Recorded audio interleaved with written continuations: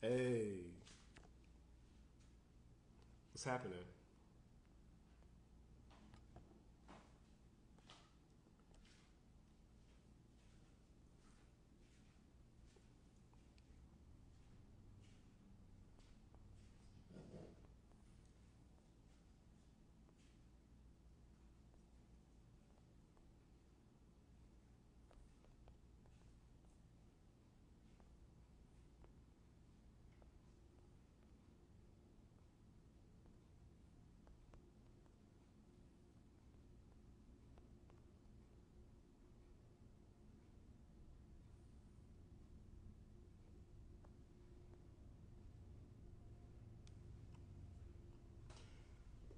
I'm about to do the very first um, conversation series that I'm starting called The Lineup with the professor of psychology at Morehouse, Dr. David Wall Rice. So it's going to start at 4, waiting for him to join and everybody else to join.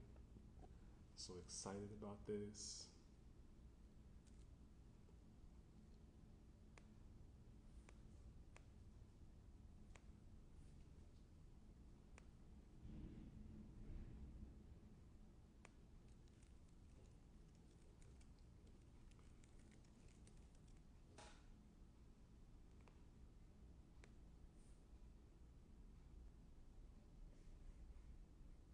Yeah, I think it's going to be a fun conversation. We'll talk about identity and see how closely the work that he's doing with identity orchestration and my work, you next, how they align.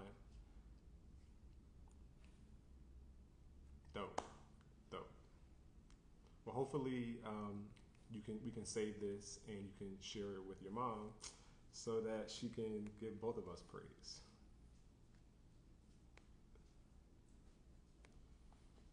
This has been a really exciting week for me.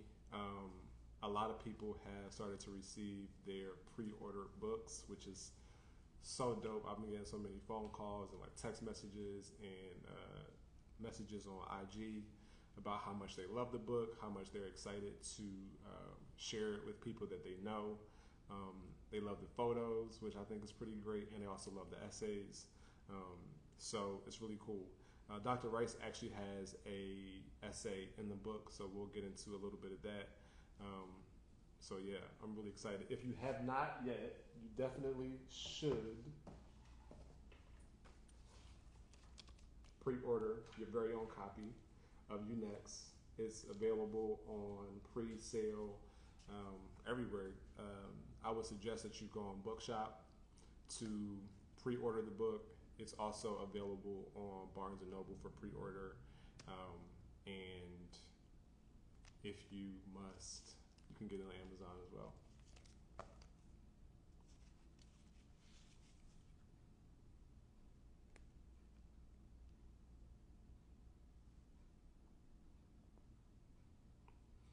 So yeah, I've been just receiving a lot of texts and phone calls about the book, but also I've been working really hard on finding ways to partner with other outlets to share and get the word out about the book as much as I can, and that's been pretty exciting and been keeping me busy.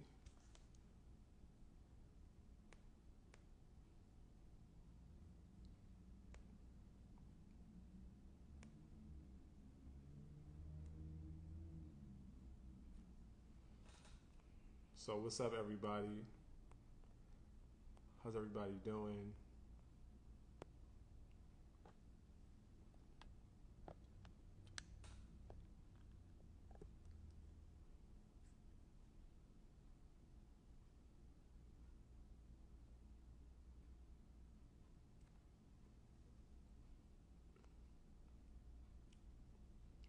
Hey, everyone.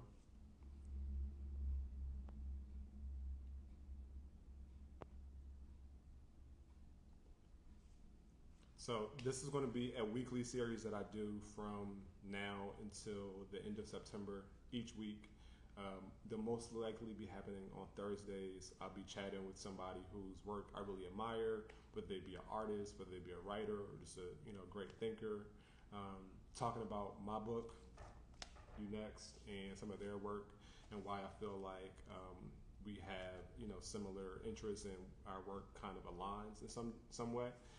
So today I'm going to be chatting with Dr. David Wall Rice, who is the professor of psychology at Morehouse College, and we'll be chatting mostly about identity and some of the work that he's doing and how it relates to UNext, because UNext is what I like to call a photographic exploration of the ways in which barbershops serve as a hub for both identity and wellness. So yeah, we'll get into some real cool conversation, and today, and then each week we'll just keep turning them out, and hopefully people will have a broader understanding about my work, but also some of the work that has inspired me to create UNext.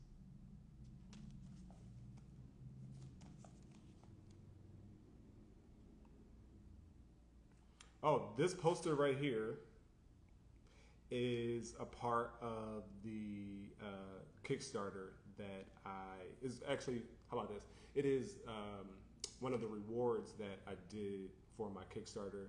I launched a Kickstarter at the top of 2018. To start this project, I raised over $10,000, $11,000 to be exact, to get this whole project funded and rolled and started and going. So I worked with a great graphic and visual artist, Kendrick Day, and we kind of just collaborated on a way to make some of the photos that I shot in different cities pop on a poster format. I was inspired by Spike Lee's press poster for She's Gotta Have It. It was like the Japanese version. So we kind of had like a little play on that. It is available on my website, antonio-johnson.com. There's still a few more left, so you can definitely grab one and pick one up. If you buy one today, I'll make sure I'll mail it tomorrow. So let's save the post office. Hi, Katie.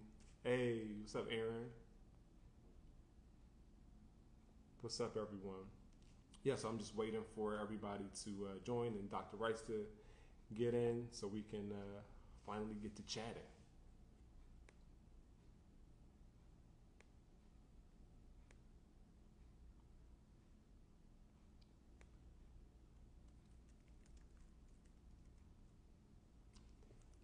Thank you for that. The book is a collection of 250 images that I took in 12 cities in the country. It also includes 12 essays from really brilliant writers, Aaron Ross Coleman, Jason Parham, Zach Cheney Rice, Alvin Irby, the mayor of Stockton, California, Michael Tubbs, Julian Kimball, Donovan X. Ramsey, Dr. Rice, who'll be joining in a moment, Felipe Delerme, and Quincy T. Mills, whose work I kind of like helped me get this whole thing started. He wrote a book called Cutting Along the Color Lines, which kind of details the history of black barbering in the country. It's a brilliant, fantastic book. If you take a look at UNext, you'll definitely want to take a look at his book as well. Hey, what's up, Danny? So I'm going to show you guys a few photos, a little sneak peek while we get started. One of the cool things about creating a book is working on a layout and figuring out how everything is going to come together. I really wanted the essays to like stand out on their own as like pieces of art. So each section starts off with these like really big typeface letters that kind of just is the title for each section. And this essay here is by Aaron Coleman. He talks about how the Black Barber Shop is kind of like recession proof. But we're kind of seeing that things are changing a little bit with COVID. But it's a cycle. The barbershop is a business model that we will always kind of have because it's always been around. And and so many people have benefited from it. And there's no real way to like automate, you know what I'm saying, the special haircut that you have. So Aaron, came up with a really great essay to talk about that. And here are some of the photos that are kind of in that section. I don't know if you can see Denny Moe's outside of Harlem, great barbershop. I love this photo of this guy just like posted, chilling with his son in the background. Some photos that I took in New Orleans and also in New York.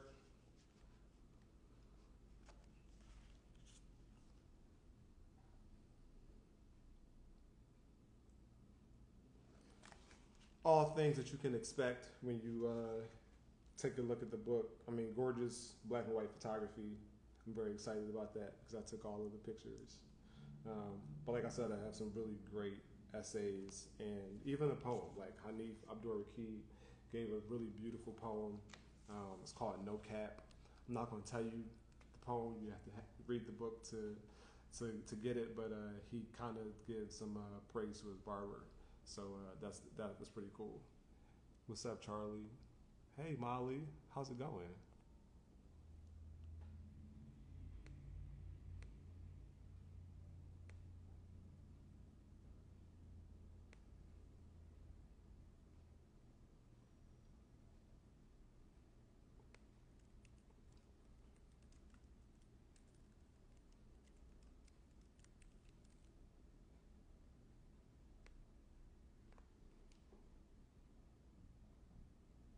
What's up, Brandon?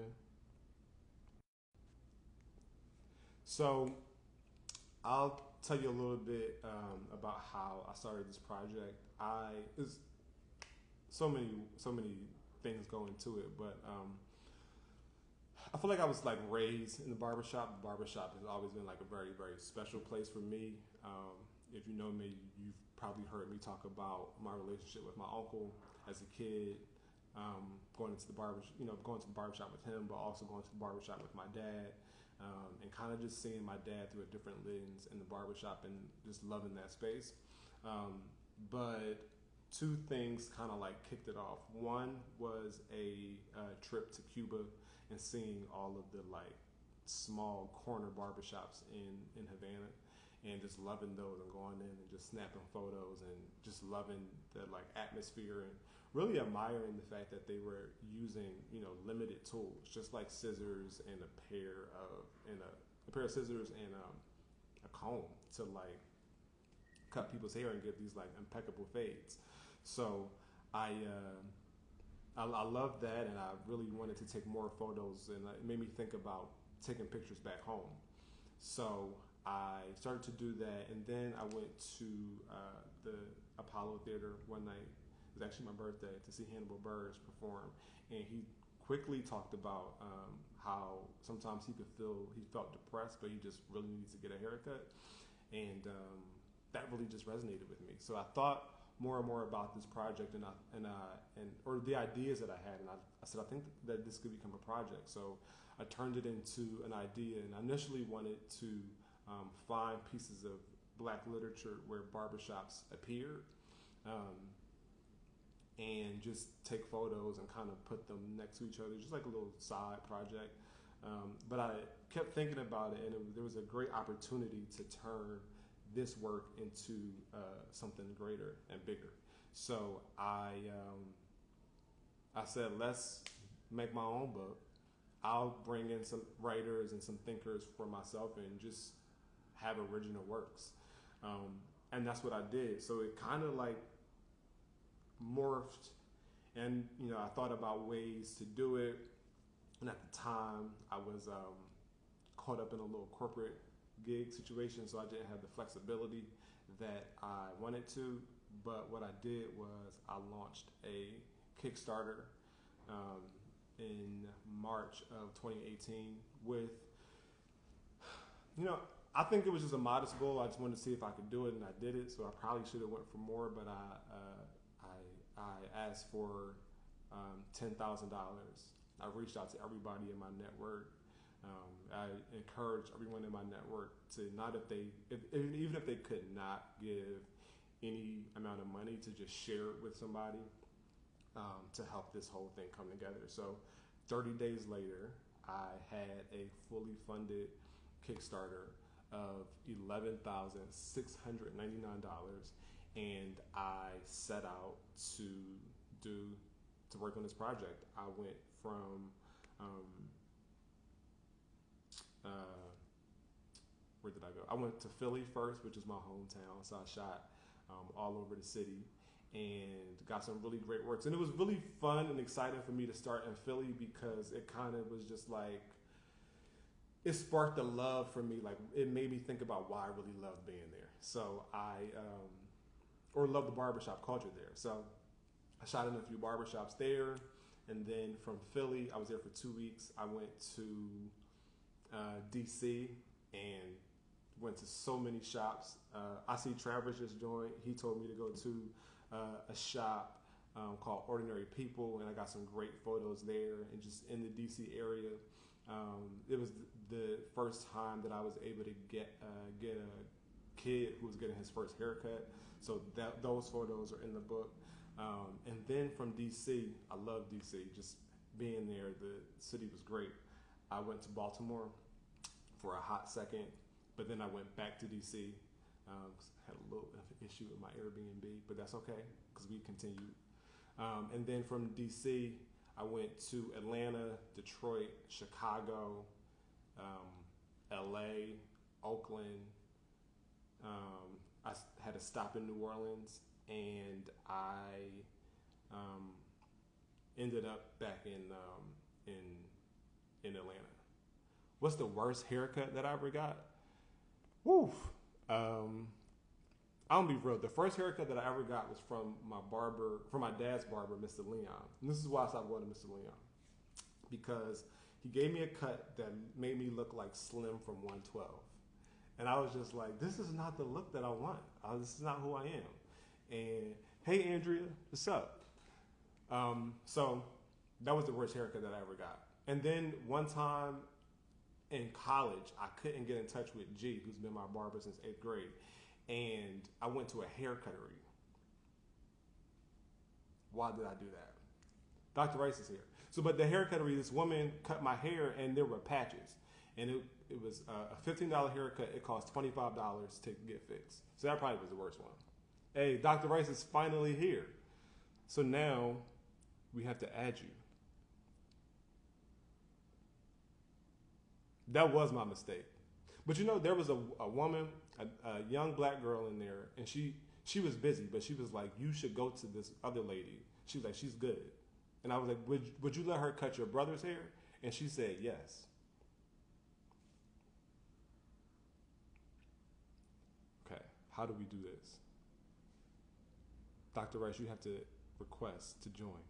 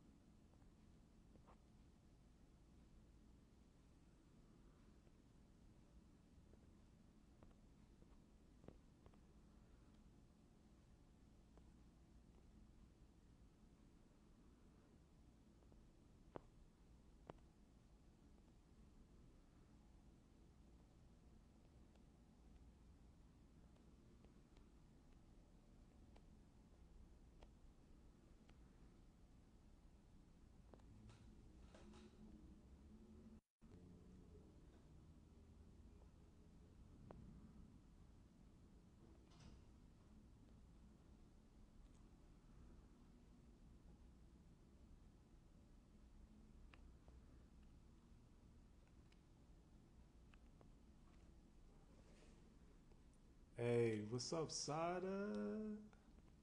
Hey, what's going on? Sada, I'm actually wearing my dictator shirt. Dr. Rice, I can't make you come into the live.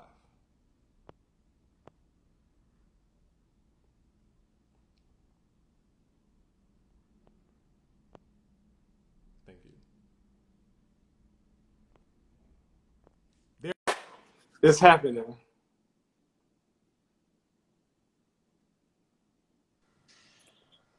Finally. This is horrible, man. You have me painted as a novice here. I don't know what I'm doing. No, it's Oh, all good. It's all love, you know. You're here now, and that's all that matters.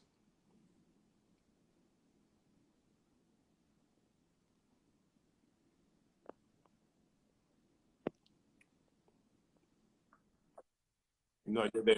So everybody, Dr. Rice is here. I'm so happy to finally be able to talk to you. I've been hyping you up a little bit while you were getting ready to join. while I was figuring out, while I was ending my last meeting, you mean? Yes, thank you. Yes, you were in the last meeting. Went over a little bit. That's what happens. You're a busy man. Um, but I'm excited to just chat with you. I've been telling everybody a little bit about the work that I'm doing and how I kind of got started on You Next and what the how I got into the whole project. But I wanted to share some of the work that you do and talk to you. Everybody, Dr. Rice, Dr. David Wall Rice is the professor of psychology at Morehouse. He is the principal investigator of the Identity, Art, and Democracy Lab. So thank you for joining me. Oh, it's my pleasure. Thank you for having me, and I'm so proud to. I hate to say this oftentimes because I never want to sound condescending. I'm just so proud of you and your work, man. And Thank, so it's a real honor and privilege to be able to be in conversation with you. So thank you. thank you. You were one of the contributors to the book. You gave a really beautiful, touching essay about the relationship with your barber. So Thank we'll you. get into that. But the first question that I have for you is, what is your relationship to the barbershop? Oh, I don't know. Um, that's so tricky. That's why you did a book on it, right? Yeah.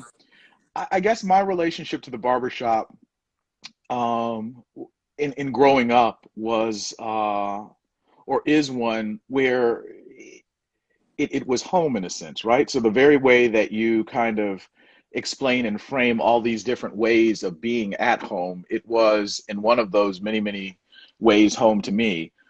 In as much as it was a place where I was able to sit down with Black men and to be exposed to the profane and the prolific, right? Yeah. And to all of these different ways of being. And as I got older, you feel more comfortable in those spaces. I grew up with my pop not in the house with me. And so my mom dropping me off to get my hair cut first and I heard the last part of kind of what you're talking about.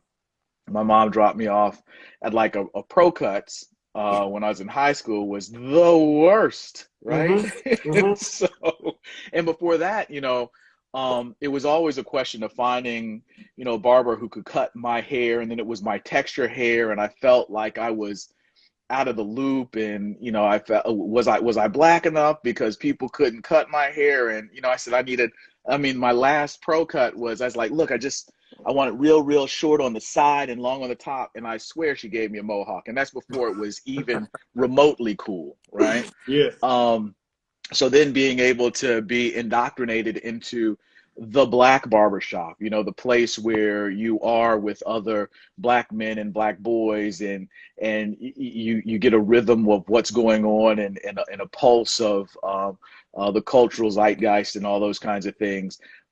That was very affirming and necessary and comfortable for me. But it was always tricky to find the right barbershop that could cut my hair the right way. Yeah. Again, I grew up in DC, also in Los Angeles for some time, and in Texas, and just trying to get, Fred, who was at the barbershop across the street from Howard University. It was good to find him, but then, when I was in school in Atlanta, I got, a cut by my homeboy Darnell Emir Barnes, Muff, who's a dear friend of mine. He cut my hair and made me feel at home in a very, very special way that a lot of the other barbershops had not been able to. And then eventually, when I became an adult, Dave cut my hair until he passed. And so it was my relationship to the barbershop is, is one of loving kindness and appreciativeness, because of how it made me feel whole in very, very important times in my life where I felt a little bit incomplete. Yeah. I love the ideas or the things that you brought up about home, because I'll talk about that in the book, but also I think that the barbershop has the capacity to be a place of healing and to Yeah. make people feel whole. And when you feel affirmed, um, no matter who you are, and connecting that with how you present yourself, I think is very powerful. Um, so you do a lot of work around identity. I would like to know from you, what role do you think the barbershop plays in shaping the identity of Black boys and men? Well, it's a place that has the capacity to serve as a sounding board as an individual is trying out these performances of who and how they are and why they are. Yeah. I actually just finished teaching a personality theories class today, and was talking about how it is that you step into your identity by really testing the waters of those questions and fomenting how, why, and who you are. Hmm. And very much your identity is a performance, right? And Yeah. not in a negative sense necessarily, but it's a performance of who you are. So as you're testing your your manliness and your masculinity and your identity in those ways, you can kind of test in an arena that has the capacity to affirm, or to disconfirm, or to co-sign in ways that might not be healthy, right? So in ways that you talk shit and smack in the barbershop, and it can be a space of grotesque toxic masculinity. Yeah. But in seeing even those performances, you can say, okay, that's one of those cloaks that I don't want to try on, Right. So it's a space where you're able to see kind of a spectrum of how it is that you might want to step into that double dutch. Yeah. I agree with you. I remember seeing like guys who were performing some interesting ways, like sometimes toxic, but also just like, oh wow, I would like to be like that type of person, just like assertive to some degree. And I feel like Yeah. that it can get blurry sometimes in a barbershop. But I was thankful for seeing some of those examples to shape who I am.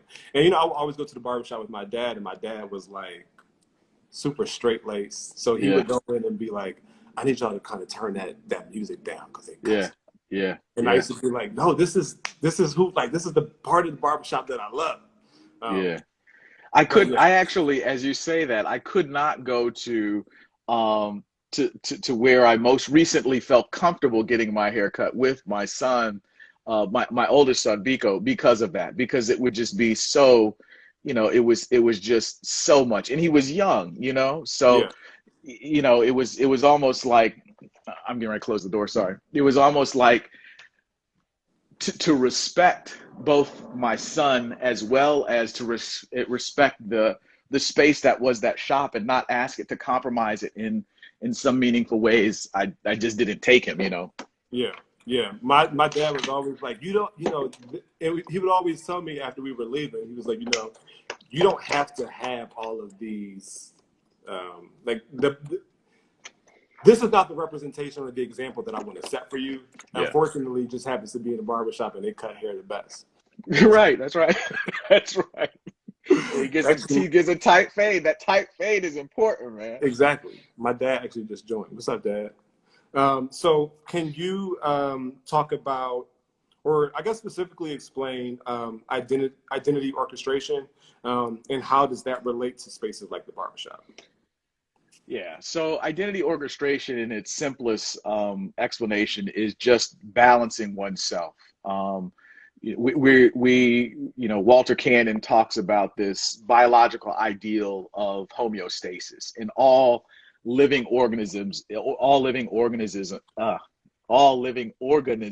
Dang, how come I can't say that? Wait, no, Organism. don't help me. Hold on. Okay. All living organisms. See how I did that? There See, you go. There you go. they don't call me professor for nothing.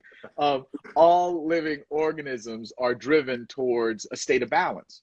Yeah. And so identity orchestration we all have many identities, many performances, many selves that we have to play with, and trying to figure out how it is that we strike a balance given the context, differing contexts at that. And so, as you're talking about identity, there are going to be some identities that are more present and more apparent and more necessary in some ways than others. So that's identity orchestration. Identity orchestration is a theory of identity balance. And so when you're talking about how that plays into the barbershop, or a barbershop culture, it really it can kind of depend on how comfortable an individual is with themselves and where they are kind of developmentally and how they present themselves in those spaces. And so, again, in talking about how the barbershop can be a space, a healthy space of healing and of affirmation, it depends on kind of what identity you're presenting and what it is that your self needs in terms of feeling whole and comfortable. I think about the experience that, the most kind of traditional, quote unquote, Black cultural barbershop experience I had was with David Sheriff, who's my dear friend who passed away. And being in there with him, he was a brother who was straight out of Brooklyn. He was, in the Navy. He talked crazy shit. And the people who came in to get their hair cut by him, were many times the same way and were many times very, very different. But David was an overwhelming personality and would just talk all kinds of crazy stuff and push you around. And so it elicited a lot of different things in people. Some people were like, oh man, that's not for me. Get out of here, scram. And for people to be able to see that, to see that type of tension and interaction on display, I see it as being a healthy exemplar of how it is that you get through conflict, disagreement, tensions, and how or how there can still be this space of loving kindness, even with disagreements and things like that. So in terms of identity orchestration, again, depending on kind of what self you need to be affirmed, or how it is that you find balance in spaces, are gonna vary, depending on kind of how it is that you step into a place. And in many instances, it's speaking from a psychological sense, everybody wants to be loved. And that's kind of the fundamental theory that I come from, is that all of these acts, all of these performances, all of these interactions are really a component of individuals wanting to be loved and to be seen and to be validated and to be made whole in those ways, right? To be made fully corporate. And I think that the barbershop in so many ways provides a space where individuals can plug in and kind of get geared up for what they need. I love that. I totally agree with you about everybody wanting to be loved, everybody wanted to be accepted and made to feel like a complete person. Yeah. And oftentimes when you are not in situations or in relationships or communities that affirm you in that way, how challenging that can be to your overall development. So yeah, I totally agree with you on that. Speaking about David Sheriff, who was your barber, could you share a little bit about what your essay is, to give people a little preview into the book and what your words are? Yeah, I'd be happy to. I actually, to be perfectly honest, have not read the essay since I sent it in to you some time ago, right? And I thought that, I appreciate being included with these august writers who are in this great piece of art of yours. So again, I pause to say thank you and to demonstrate excitement at that. But when you asked if I would contribute, I thought it was really, really kind of, beautiful timing for me, because my barber had just passed. My friend had just passed away. Yeah. And he passed away of a massive heart attack, right? Yeah. And he's someone who I grew to love. And we were neighbors first, and then you know, uh, I tried my hardest not to be his adversary, Yeah. but he pissed me off a lot, and I won't give away the the full essay, Yeah. but we grew to be really really close to one another, Yeah. and so I wrote about that. I wrote about how we became close in the space of his profession, Yeah. and how it is that, like in thinking on it, we knew each other for a good chunk of time. We saw our kids be born. We saw, marriages assume and lives take off in very, very important, intentional ways.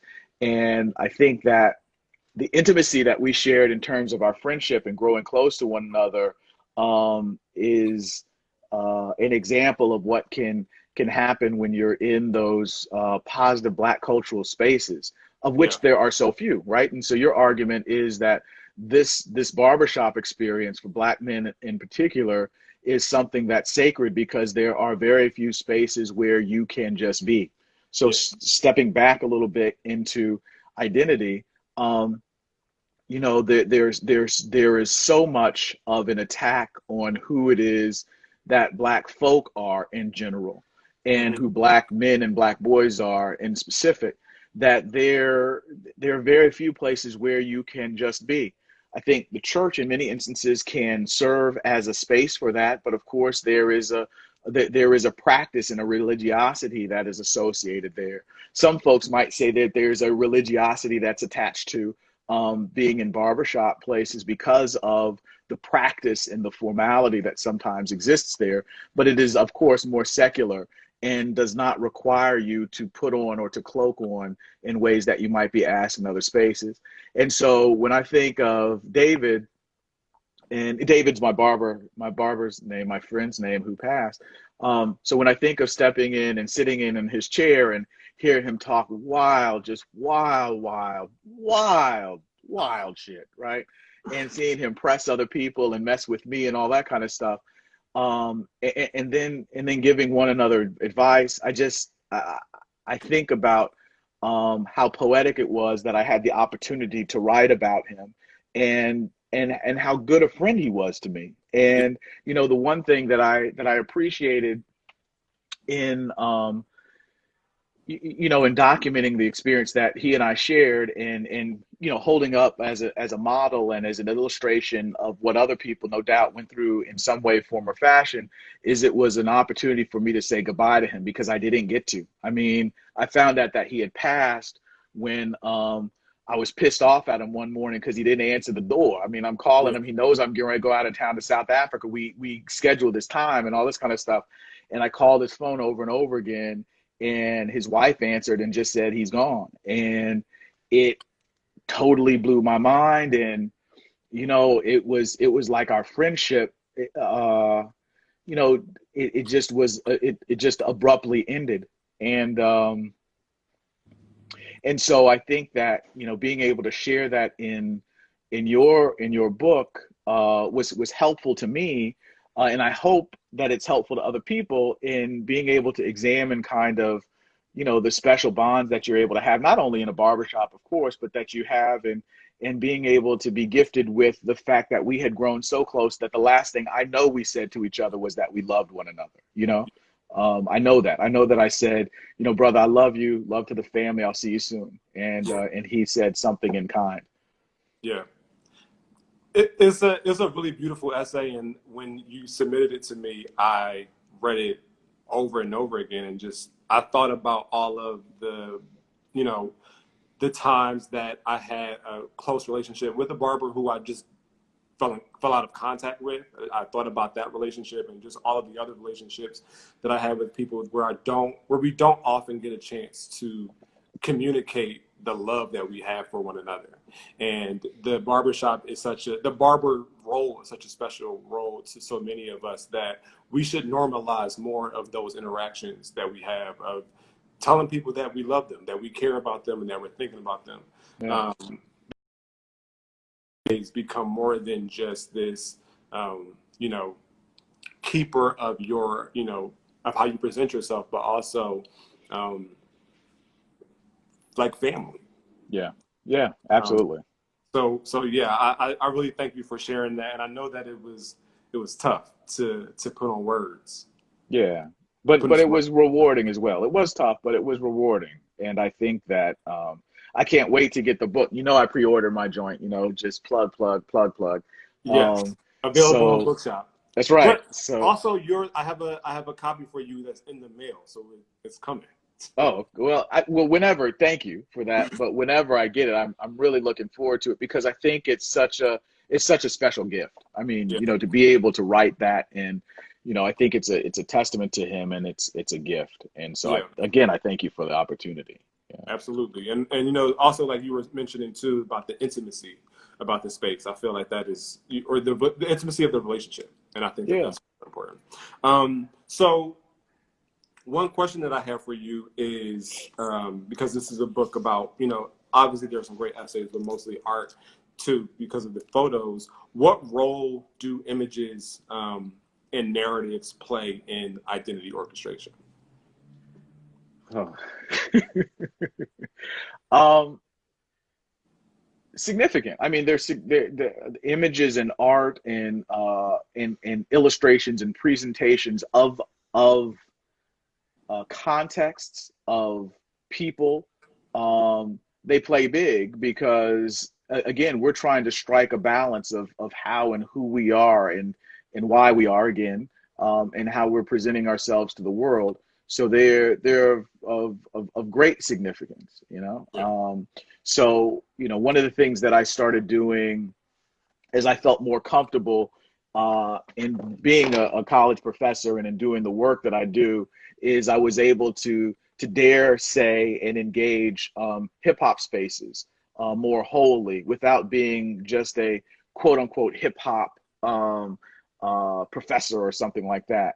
yeah, And I say that because there was some stigma that's associated with it because it's mass cultural or it's popular cultural, but there's so many important images that are illustrated in within hip hop spaces, and we know the juggernaut that it is today in terms of informing and providing an engine of mass culture, and a lot of that has to do with the imagery, the innovation that's associated with the presentation of masculinities and of identities. And that's not to eclipse or suggest that women aren't a part of hip hop culture as well, but we all know how patriarchal that system is, and how it is that that oftentimes to a negative extent overwhelms.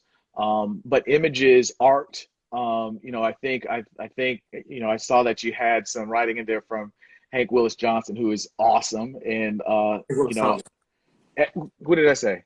Johnson. I'm Oh, Johnson. thank you. Oh, thank you. I'm sorry.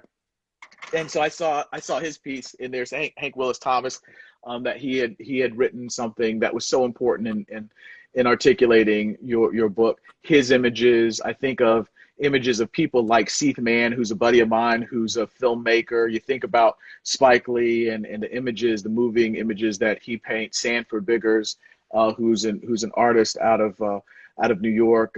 There's so many important people who, you know, of course, you point to Basquiat and folks like that. Um, Images and articulations and illustrations and art are expressions and extensions of people and their identities and how it is that they, again, perform. And I say that in as much as how it is that they present themselves in open spaces. And Yeah, so it's crucial because you're seeing these examples of it in front of you, and the question is, to what extent do I attach myself to that, or do I riff off of that, or do I just co-sign or resist it? So, you know, art is so important. Imaging is so important because you can again feel at home in those spaces or feel alienated from them in ways that allow you to know who you are more fully. yeah. One of the things I think very simple imagery that's always very present in the barbershop is kind of a riff on what I have here. I see Kendrick Day just joined, but he helped design this. But the style guides and Mm-hmm. all of the possibility models that are there to show you who you could kind of fashion yourself to become. Yeah. And so that's, really, I feel like important. And also, of course, I feel like I was so inspired by hip hop when I was a kid, and watching like the videos and, what fade that I want to get, what rapper, or what artist looked like somebody that how I wanted to be. Absolutely. I mean, think about, Big Daddy for me. I mean, I know you're a youngster, but Yeah. for, Big Daddy Kane and, the lines in your Yeah. eyebrow, right? Yeah. Or even the lines in the side of your head. And as you're saying, kind of that menu Yeah. of possible styles that represents, an aspirational self in many senses, an idealized self in many instances, that are really important.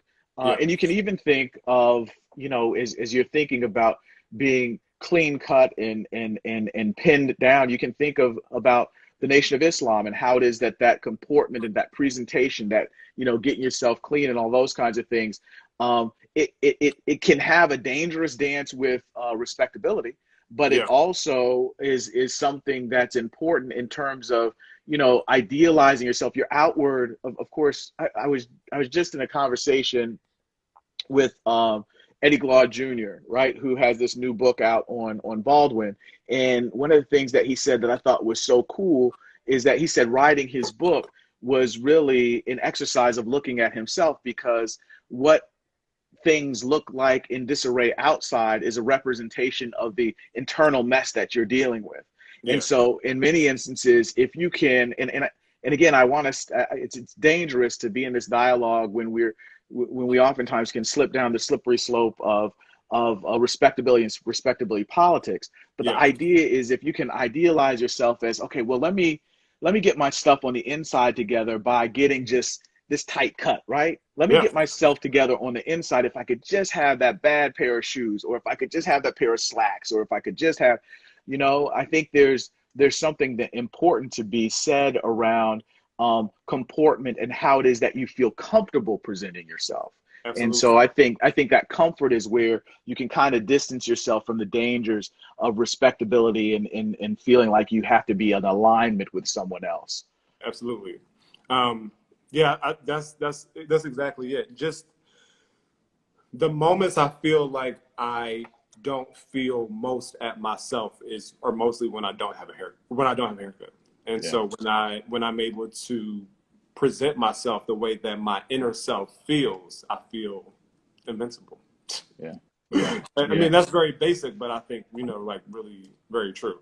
One of the other things that I wanted to ask you was, how long has it been since you were in a barbershop?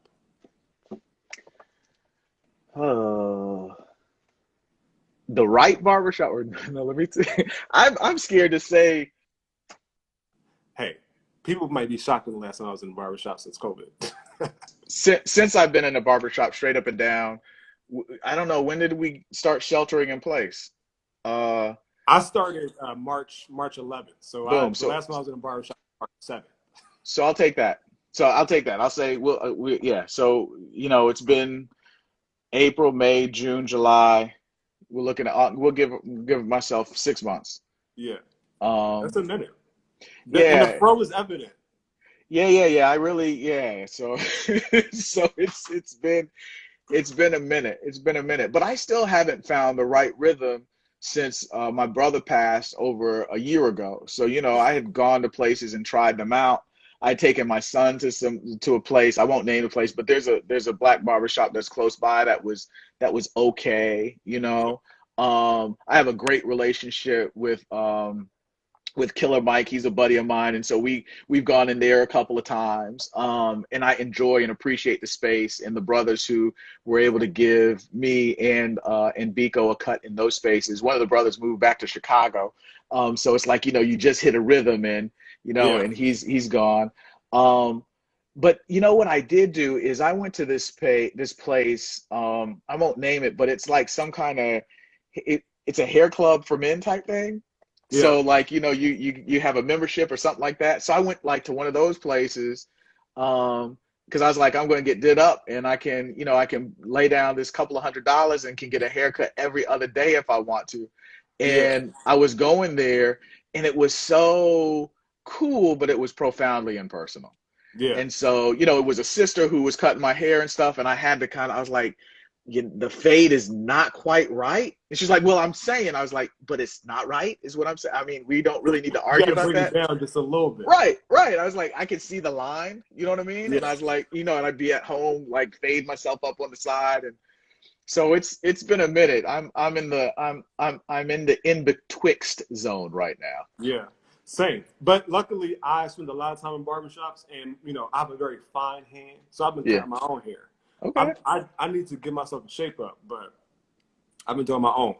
Let me ask you this: what was your worst haircut? And then I also want to everybody that's here, I would like to open it up to some questions. So Oh, if you sure. guys have anything, make sure you type them out, and we'll try to answer them. So I'm pretty sure my first haircut was that pro cut haircut that I talked about. It was as I was getting older, I must have been in high school, and I couldn't get to Dallas. It was when I lived in Arlington, Texas, which is right in between Dallas and Fort Worth. So my mom would oftentimes take me to Dallas, or I couldn't get to Dallas.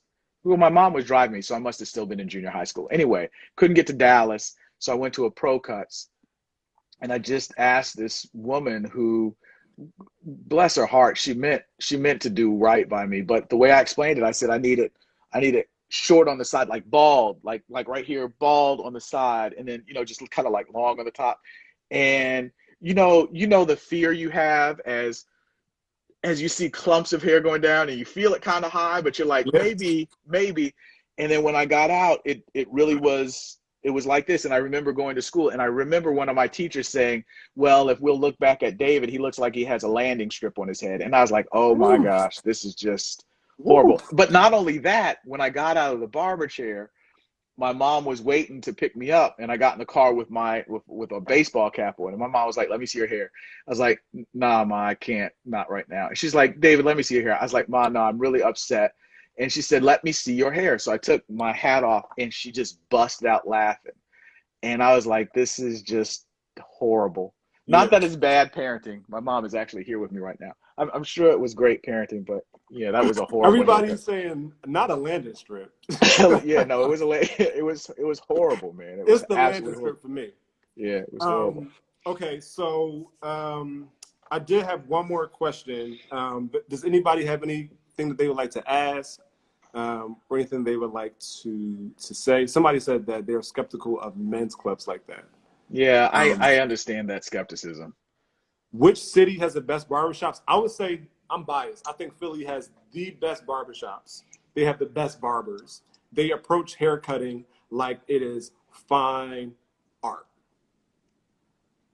Okay. So that's that. And I've been to a lot of cities, and nobody else really measures up. And then one thing about Philly, they don't use a lot of them like fillers and all that stuff.